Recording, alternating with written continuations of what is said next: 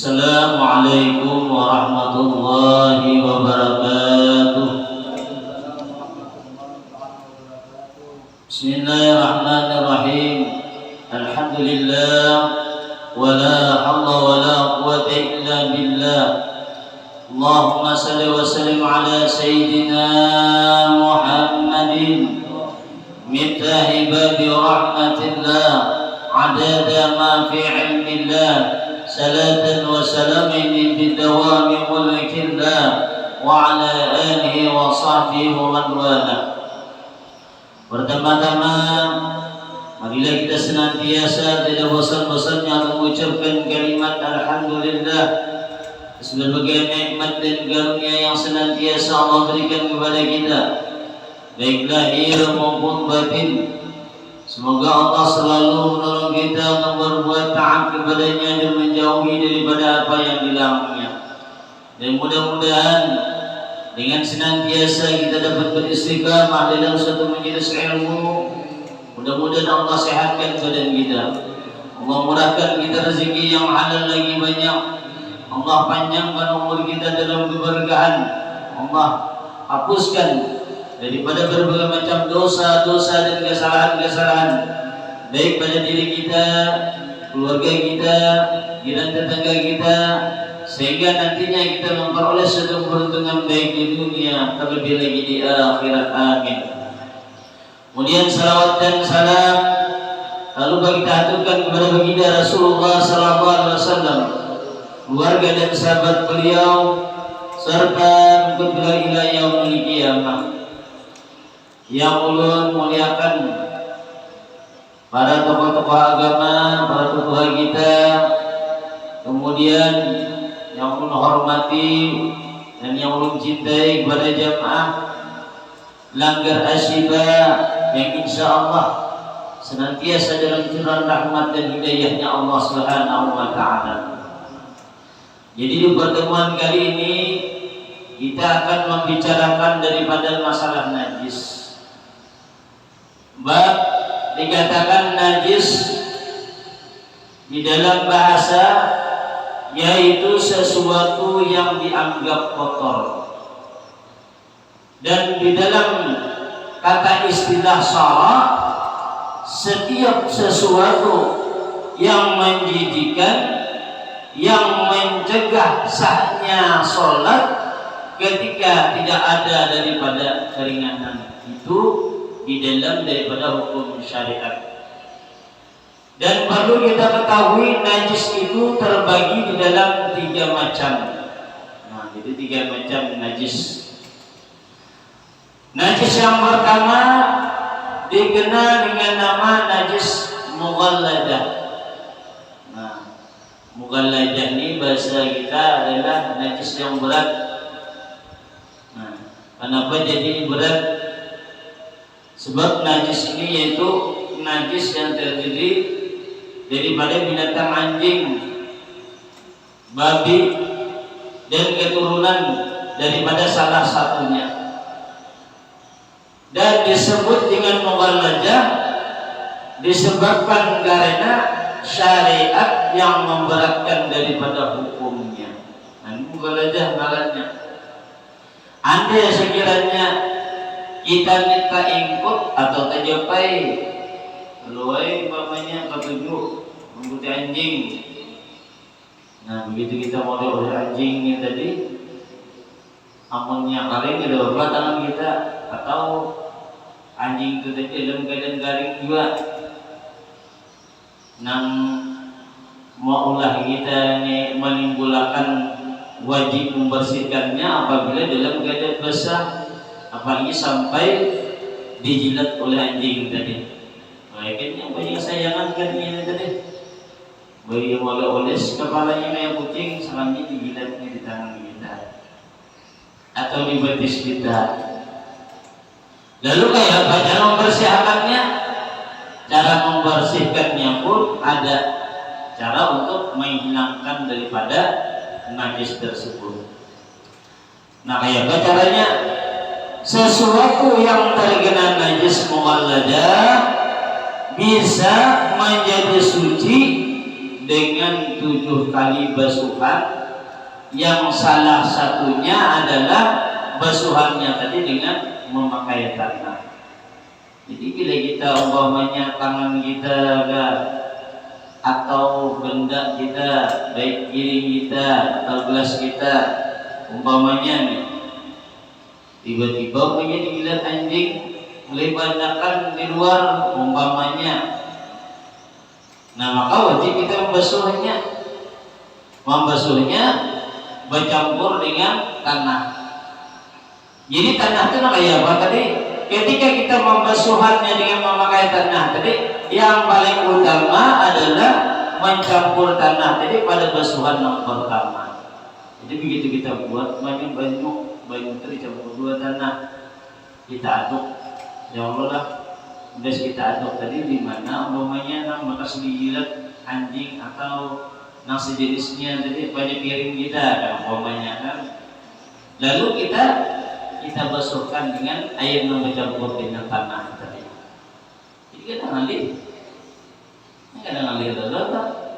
Meski kita campur dengan tanah, kita gosok, apalagi umpamanya bendanya hilang sudah nyata-nyata, ada lagi. Lalu selanjutnya kayak apa pula? Selanjutnya bila mana sudah kita basuhi yang pertama tadi dengan tanah, kita campur yang utama tadi, sehingga kalau ada sesuatu yang terkena daripada percikan basuhan daripada setelahnya tadi, maka cukup membasuhnya dengan air tanpa tanah dengan jumlah basuhan 6 tersisa. Jadi 6 kali selanjutnya cukup dengan baju biasa. Awali dulu yang tanah pertama. Kalau umpamanya jadi ada dipertanyakan kayak baju Ustaz ya. Ulun ini kebetulan, mohon maaf karena kebetulan ulun ini tak kumpul, ibaratnya lawan kawan ini berbeda akidah. Nah, jadi ibarat menyewa barak ini tadi bersamaan supaya teringan. Sedangkan di rumah itu tadi memakai baik panci, baik gerinjing, baik gelas, baik sendok, ya Allah saya pakaiannya tadi bersamaan juga. Nama menjadi permasalahan ulun ini jadinya terkadang kawan ini istilahnya nampak kayak ada paham. Ulun ini nampak ulun ini muslim. Lalu terkadang yang buat daging, contohnya daging apa itu? Daging itu bang, ijannya tadi. Nah sehingga memasak yang tadi baik pakai rinjing, baik atau pakai panci, baik pakai piring atau sendok digunakannya. Lalu kayak apa nasi ulun nih? Nah, nasi ulun nih kayak apa menggunakannya nih? Anak ibaratnya ntar pulang balik, pakai duitnya, ya Allah lah. Makan nih kawan akrab, lalu kayak apa? Ada perlu kita balik-balik, ada perlu kita bersoal-soal. Lalu kayak apa tadi? Yang penting ketika kita membasuhnya dengan 7 kali basuhan, yang pertama dicampur dengan tanah, asal kawan tadi jangan tersinggung. Ya Allah, ini kita mau memakai enak anjing, ambil tanah, campur lawan banyu, usahakan mas diaduk basuh sudah disabuni, selanjutnya sisanya bersihkan biasa sudah, kan khawatir lagi sudah, suci sudah. Rinjing, panci, kemudian apalagi piring, gelas atau sendok itu juga seperti itu sudah ya. Bila yang memakai pulang kita kayak itu biar aja kalau apa aja. Kayaknya seorang dan memakai basuh pulang, karena juga termasuk belum berat. Yang penting kita jangan gelianan, jadi gelianan aku jauh fokus pengkajiannya. Maka ada istilahnya. Oleh kita ini ada hukumnya sudah ya Allah, hukumnya sudah ditentukan, jadi kada jadi permasalahan. Asal yang tidak disuruh pemakan juga bersai ya bergerak, nah gitu. Namun yang bekasnya aja ibaratnya bisa kita pergunakan lagi daripada tempat atau benda-benda digunakannya tadi bisa kita memakainya kembali tadi. Asal dalam istilah kata tadi jangan saling bersinggungan. Bersinggungan dengan adanya bersinggungan lihat banyak piring dibasuh kawan pokoknya lawan tanah mencampur sebelum atau mandi itu aturannya sudah aturan di dalam daripada ajaran Islam.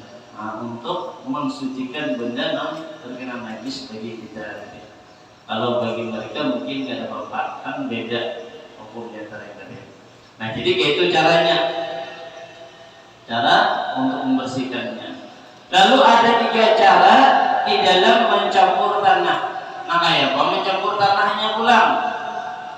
Begitu kita hendak menggunakan benda yang terkena najis dan digunakan orang tadi. Yang pertama, mencampur air dengan tanah hingga menjadi keruh. Nah, ini nyamannya kalau sampai kalau banyu ini tadi banyu yang putih umpamanya dicampur kita sampainya ngaruh dari bujur. Nah, kemudian membasuhkannya kepada tempat yang terkena najis tadi. Ini cara yang paling baik. Jadi bujur-bujur kalau mau kita lagi itu maka tanahnya langsung makan dipalitakan. Nah, kakiring atau linjing atau sendok aja lah. Niat dia duluan, jadi duluan banyu. Gitulah. Ada kan caranya yang dicampur dengan banyu sampai kalau hanya dibersihakan. Pertama aja. Ada menit kalau ada kali. Nah, jadi nyaman aja tuh, gampang aja urusannya. Yang kedua, cara yang kedua meletakkan tanah di tempat yang terkena najis terlebih dahulu. Boleh juga ditapal. Tanah ambil, ini bawahnya yang kiringnya dari Pak dan untuk bagi diusai, tanah dulu menghanap dan betul. Boleh juga begitu. Gimana baik tadi dia baju dicampur dengan tanah, hanya pakai baju kan ya. Buat di tanah sampai kalau. Nah, baik lagi itu nomor pertama, hendak betapa itu boleh juga. Mau memang hendak juga. Kemudian menyiramkan air adanya tadi. Jadi imbas kita tapalkan tanah tadi di benda yang kena najis tadi, baik tanah juga macam imbas kita tapal mengikat tanah kita pagi kita usai hanya disiram boleh juga yang cara kedua ini. Coba menghadap nama itu, menggawinya ada masalah. Kemudian cara yang ketiga yaitu menuangkan air pada tempat yang terkena najis dan lebih dahulu tadi. Nah, ini yang ketiga, banyak najis dikuburin dulu banyu dulu. Boleh juga daun banyu dulu. Nah, dulu banyunya. Nah, dikubuyakan, disiramkan. Kemudian menaburkan debu di atasnya. Hanya di apa aja kita dilapai dengan guna. Boleh juga menghadap nangka itu tadi. Cuma nak utama yang terbaik tadi banyu dicampur dengan tanah langsung aja. Kanyaman yang terus sebelum kanyaman sudah artinya apa gawiannya tercapat. Nah, kada 2 kali, yang kedua tadi kan ditapali pulang jadi siram lambat, ya Allah lah. Itu tercepat nangka itu. Ini ketika kita menghadapi sesuatu yang terkena daripada najis mughaladzah. Mughaladzahnya adalah najis yang berat dari kita. Ingat pun, ingat.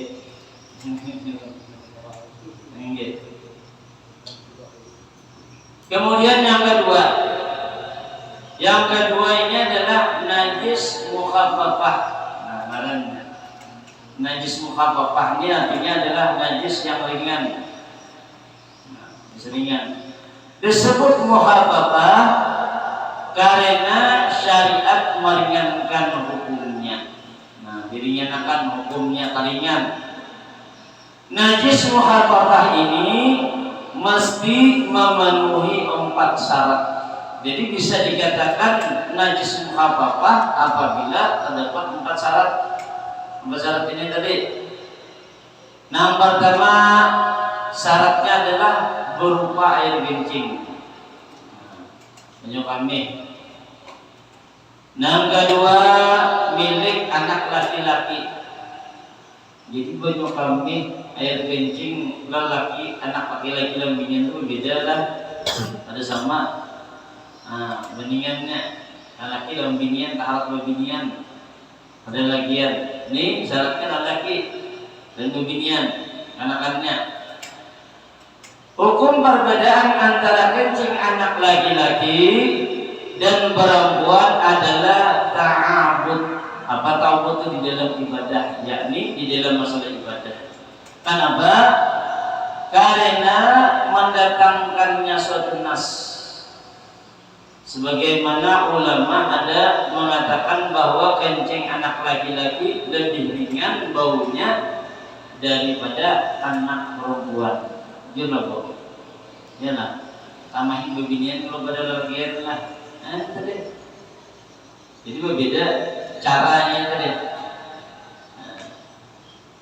Dan banyak lagi daripada pendapat lainnya. Kemudian yang ketiga, syarat yang ketiga apa? Kurang umurnya 2 tahun. Bisa dikatakan najis mukhaffafah. Yang keempat, tidak pernah berkenyang selain air susu ibunya. Bisa dikatakan najis mukhaffafah.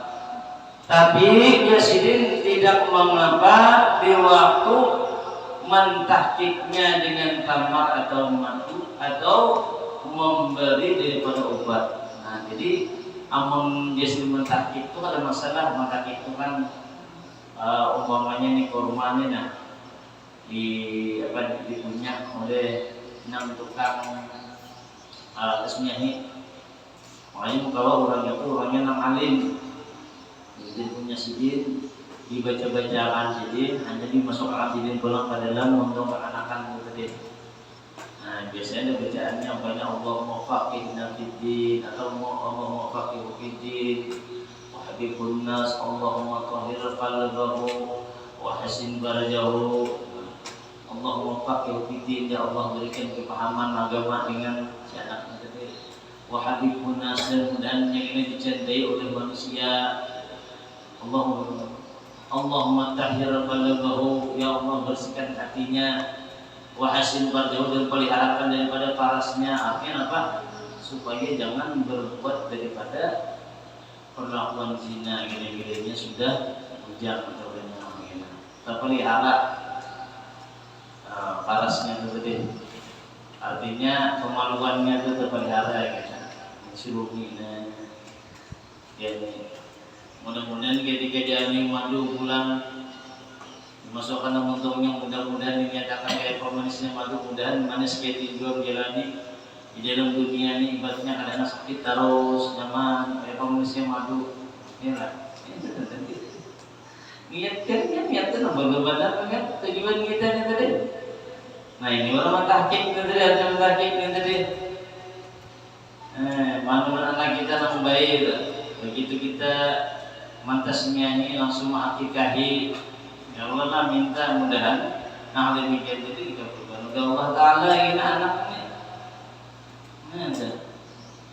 Itu tadi mentahqiq. Jadi bila yang mentahqiq atau makan madu atau memberi obat aja dan ternyata itu pada termasuk permasalahan.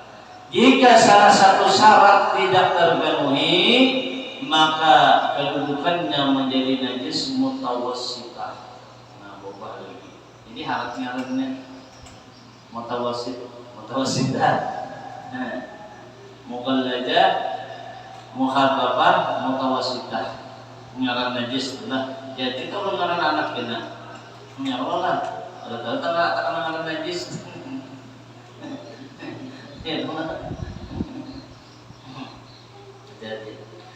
Cara menghilangkannya, sesuatu yang terkena najis mukhaffafah, najis yang dikatakan ringan tadi, bisa menjadi suci dengan menghilangkan ain najis. Ain itu artinya bendanya, menghilangkannya, hilangkan bendanya. Jadi dihilangkan ain najisnya terlebih dahulu, lalu diperciki air secara merata sehingga air tadi menutupi permukaan yang terkena najis. Umpamanya anak Pak kami, jangan begitu anak Pak kami langsung ambil banyak bukan dari kanan dan kalana makanya cukup tolong banyak mau ambil celupan mau ambil salabir kainnya mana mana balas kambingnya atau di mana balasnya biara tadi mesti ambil langsung siram itu bukan main lagi manubahi najis ngarannya kenapa salah caranya langsung disiram jadi kada itu dari caranya lalu ya Pak diambil dulu nang karing dulu jadi disiram dulu ambil atau bilanya ada bandanya diambil hanya dilapkan sudahnya karing dengan karing tadi kain karing tadi sudah jangan ini pakai ini kain ini tadi ganti kain yang lain sudah karing yang kita lapnya tadi hanya kita memerciki bajunya nah perciki hanya tidak pulang basah jangan datang nang ada bebenuan itu ada bandanya langsung disiram nah ini bukan menghilangkan daripada najisnya malah menambahi nah ini nang alih kita seorang umpamanya anak sembahyang berdesakan bahasa bersemudu berdejak nah terbawa atas besok kemari ujungnya apa jadi najis ya banyak apa itu loh banyak apa itu lah apalagi banyak parahnya lagi begitu nambah kami banyak diudukan pulang di bersama cok mantap maan lagi itu saking nggak boleh itu lah namanya lagi itu jadi kita tahu dihukum ini supaya kita beribadah al-baqina bujur-bujur mendapat suatu kesahan di dalam ibadah kita tadi karena terbuat najis mau terbuat najis kan sah itu semuanya kita ya jadi jangan dientengkan hal kayak itu jangan hati-hati benar makanya orang yang di dalam WC segala macam nah sediakan orang sandar supaya begitu keluar bikinan takutnya kalau betis jadi ada najis langsung naik lalu merusak dengan tempat yang lain tadi disebabkan adalah batisnya tadi kada basuh langsung nah diwatirkan benar mohon maaf termasuk dua ketika kita di rumah maulah WC mas maulah WC hati-hati baknya ini bak ini jangan tahu rendah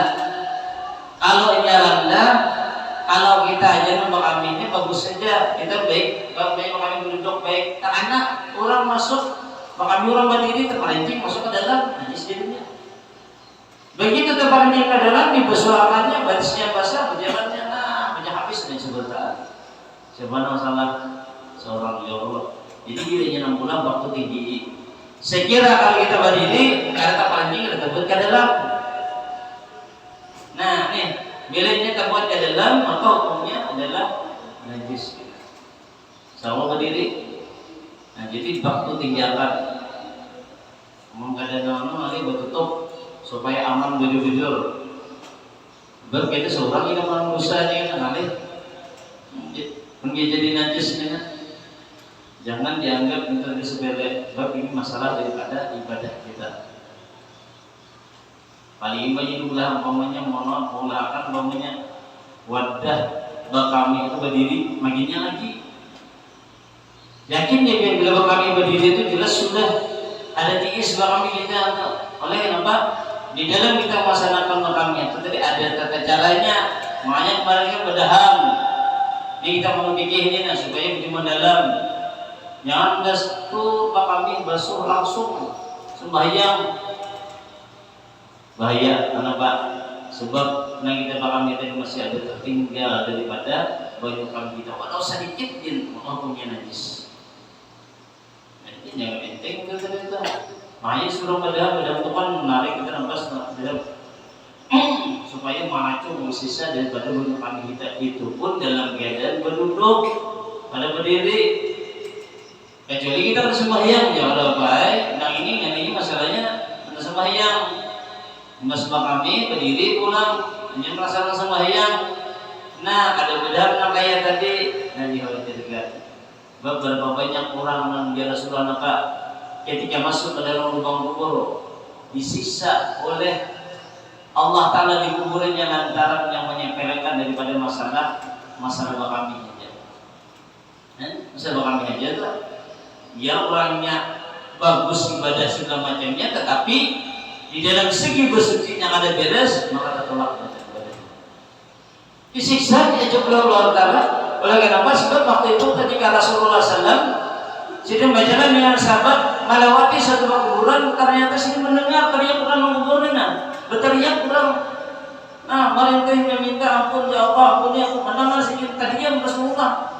Ketika Rasulullah terdiam, maka bergetar nih, gamis ini bergetar, buah masih dingin langsung. Bayi buah lihat sahabatnya, ya Rasulullah, apa gerakan terjadi di engkau melihat ini? Jadi apa? Apakah kalian tidak mendengar dengan apa yang aku dengar saat ini? Ya sahabat itu mendengar ya. Ini jadi ini aku mendengar nih. Ini boleh sebulan ini. Pada saat sekali ini disiksa oleh Allah Ta'ala. Kenapa? Ternyata ketika diteliti perbuatan yang ia perbuat tidak terlalu berat, tetapi yang meringankan daripada masalah, daripada bersuci, daripada masalah benjing tadi, sehingga dia diajak oleh Allah Ta'ala. Kenapa? Masalah bakaminya daripada beres. Yang diajak beliau kubur. Nah seikungnya bang, kenapa? Nang seikungnya ketujuh manjur atar. Ya orangnya amalan, orangnya ibadah, orangnya dermawan, tapi muntung ini manjur atar orang. Gara-gara muntungnya itu kalian orang dua lagi bini tak bisa gara-gara ini juga, walaupun punya ahli ibadah maka tetap disiksa oleh Allah Ta'ala. Kenapa? Lantaran perbuatannya. Dianggap dulu sukses kita ada bila ada kau menjaga perbuatan kita, ada kau menjaga pemandiran kita, maka bencana pun akan menimpa dengan diri. Jadi masalah kami jangan dianggap sepele kan, yang najis juga jadi benar. Jadi dia sini tadi bila mana hal yang demikian tadi ada kita perhatikan baik-baik, kita menimbulkan daripada kerugian dengan diri kita. Jemaah diri yang insya Allah senantiasa dari rahmat dan hidayahnya Allah Ta'ala. Jadi cara untuk menghilangkannya, sesuatu yang terkena najis muhaffafah tadi bisa menjadi suci dengan menghilangkan ain najis tadi terlebih dahulu, lalu diperciki air secara merata sehingga air tadi menutupi permukaan yang terkena najis. Dengan sekira-kira air tadi lebih banyak daripada kencing dan tidak disyaratkan mengalirkannya air tadi. Nah, jadi dalam artian ketika kita membasuh tadi jangan langsung kita menumpah. Nah, bersih dulu najisnya. Banyak kami umpamanya anak atau juri tadi kita hilangkan dulu nama jadi tak karingan. Jadi dia bilang karing hanya kita menyiram atau memerciki dengan daripada yang terkena najis. Itu caranya. Nah, dan ingat ketika seseorang dalam keadaan bodoh, pokoknya nih anak kami itu atau anak kan membatalkan bodoh itu kan. Kalau itu betul wajar, padahal itu betul. Walaupun ibaratnya si anak yang tadi beol, umpamanya yang tadi anak kita, betis kita, tetangga kita, kan membatalkan dengan dulu kita adalah cuma saja. Saya jangan sentuh kemauannya. Jadi kemauan kita dengan bertingkap ini maka hukumnya batal. Kalau ini dengan di luar daripada bertingkap ini tadi, ini kedepan ibaratnya. Kan bisa itu mengumpuli anak atau cucu, ya Allah nah. Jadi bilanya karena ibaratnya kemauan itu kawan ini jadi situ udah baik. Nah, saja ini bilanya ini membatalkan dengan bila kita dalam keadaan bodoh tadi. Kemudian yang ketiga dikenal dengan najis mutawassitah. Mutawassitah ini adalah najis pertengahan. Yaitu najis yang selain dua bagian di atas. Disebut mutawassitah karena syariat meletakkan pertengahannya tadi pada hukumnya. Dan najis ini terbagi dalam dua hal. Yang pertama najis hukmiyah namanya. Najis hukmiyah ini yaitu najis yang tidak ada warna dan tidak ada bau dan tidak ada rasa. Warna, bau, rasanya ada. Seperti kencing yang kering atau najis yang dihilangkan sifat-sifatnya dengan air yang tidak dapat mensucikan. Umpamanya kayak tadi dulu, begitu umpamanya anak kita atau cucu kita ini kami, lalu bukannya dengan banyu nang putih nang ada, lalu apa? Jadi banyu nang tidur tenang nanti. Ini dia sudah lawas keluar sudah pakai dia banyak ini apa dia bersama paling gilnya habis juga ngarang dia nanti ngarang dia bersihkan mesti bersihkan jujur dia tetap cara sini tadi cuma kurang membersihkannya jadi lawan banyu nang ada pas kedudukannya yang tadi bujur juga ini tadi nah itu ada cara yang digunakannya cara menggunakan daripada menghilangkan tadi. Padahal cara menghilangkannya tadi dengan mengalirkan air pada tempat najis tersebut tadi. Nah, akhirnya ada langsungnya kok pas di apa deh masjid tadi yang kami tahu bukan kurang air langsung digusai dulu air tadi. Ada di alirannya lagi sudah air, mesin itu sudah air, masalah itu sudah air ternyata. Nah ini najis juga deh. Ini tadi apa caranya? Salah, jelas. Aturannya begitu sudah kita menghilangkan tadi, sudah kita lariakan, hanya kita perci kembali kita ulang dengan menggunakan kain yang lain, jangan kain yang itu memiliki. Kemudian yang kedua, najis ainiyah. Najis ainiyah ini adalah najis yang ada warna atau ada baunya atau ada rasanya. Atau bisa juga dikatakan najis yang dapat diperdapati dengan panca indera. Baik itu indera perasa kita, penglihatan kita atau penciuman kita. Insya Allah itulah artinya ada warnanya kelihatan. Belum warna kok kalau najis itu nyata sudah tak ada warnanya. Dilihat mamanya pulang ada rasanya, ada mungkin baunya. Baik baunya terkadang kita lihat ya. Begitu sudah